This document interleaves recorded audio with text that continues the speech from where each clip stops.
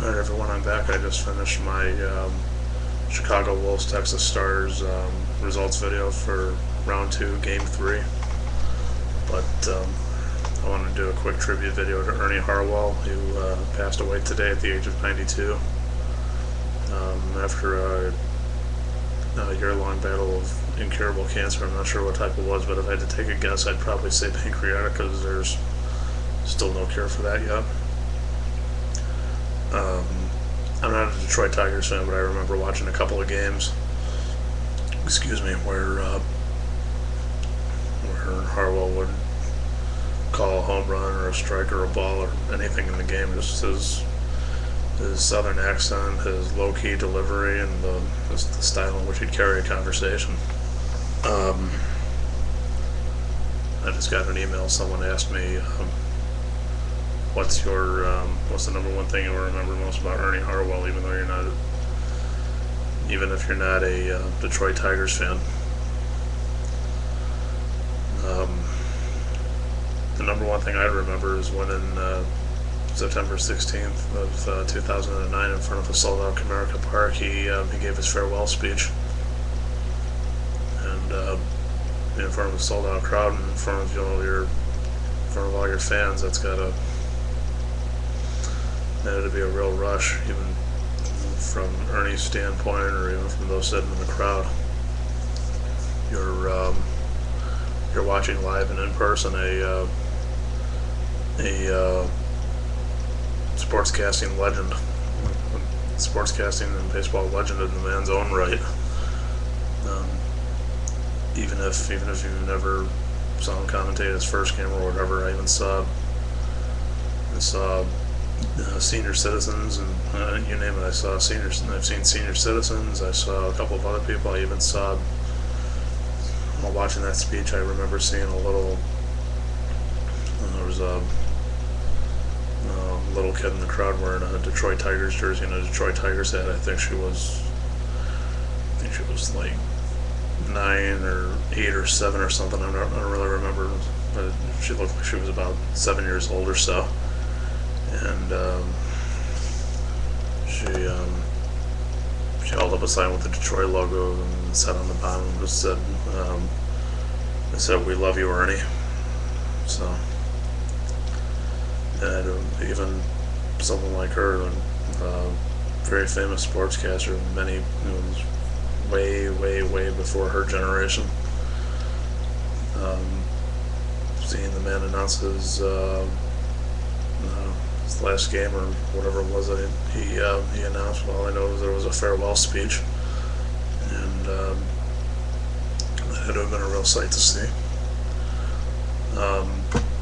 The second thing I'll remember is just his play-by-play style, his southern accent, his style in which he'd carry a conversation, and his low-key delivery. That's one of the things I'll remember about him, because I was thumbing through the TV channels maybe 4.5 years ago, and I saw Ernie calling a game, and somebody hit a home run, and he said his not familiar catchphrase, which I thought someone else made up, and they just kept saying it. But coined by Ernie Harwell, that one is long gone, and that had to have been a real sight to see. Watching in front of your very eyes, a sportscasting legend. Now he's gone. Another thing I'll remember is in January of 2009, the American Sportscasters Association, he was placed on a list that they made. I'm looking at the list right now. The American Sports Writers Association's top 50 sportscasters of all time. The following is the ASA's top 50 sportscasters of all time, as chosen by our members and special committee. These are our choices. What are yours? We welcome comments. And Ernie was placed on the number 16th spot, as well as Harry Carey, but I'll get to him in a minute. Another thing I remember with Ernie Harwell, just the way he just the love and the passion for the game, even in the way he call the action. You could just tell in the man's voice he had so much love and passion and drive for the game. You could tell he loved the game that much. Excuse me. And as you may already know, I'm a Chicago fan. So I got the Cubs and the White Sox to fall on. I'm a Red Sox fan too, mainly talking about the Chicago Cubs in this case. Ernie Harwell to the Detroit Tigers was like Harry Carey to the Chicago Cubs. It was just it just became traditional with Ernie Harwell. He would somebody would hit a home run and he'd say that one is long gone. And now with Harry Carey during the 7th inning stretch when Harry was still alive,